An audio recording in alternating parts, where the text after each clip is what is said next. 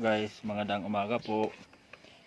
Mag-aayos tayo ng guys, yung heater guys, heater. Natin, yung maraming natutunan yung mga electrician guys.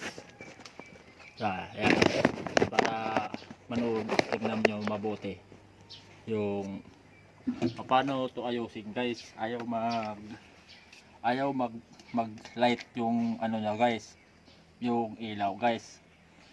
Paano mo mag-ayos, tingnan nyo mabuti guys. Pagbasa guys, huwag yung anuhin guys, at baka susunog po yung switch nya. Yan. Titingnan natin ang maayos to guys, para hindi siya maapektuhan yung switch nya guys. Yan.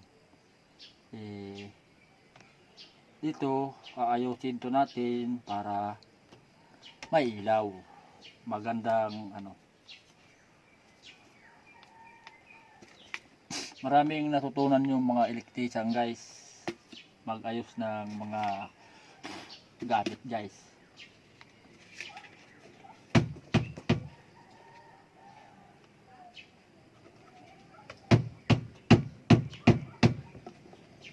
Katulad dito guys, yung mga heater, tsaka yung mag-comment lang kayo dyan kung sino yung may mga sirang heater, sira yung sirang guys, yung sira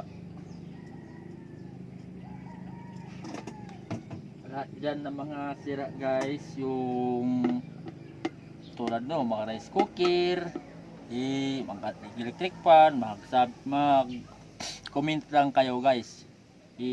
Ito pala yung pinag-try ko mag-ayos na mga katulad yung sa guys, yung sa deep well, yung pinaka niya guys, yung pressure tank, pinayos ko po.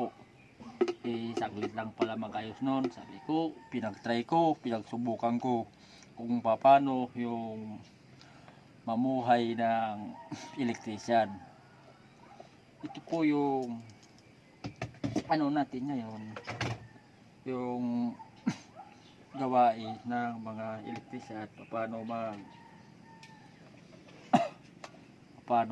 nito. Ayun, pinag-try ko muna.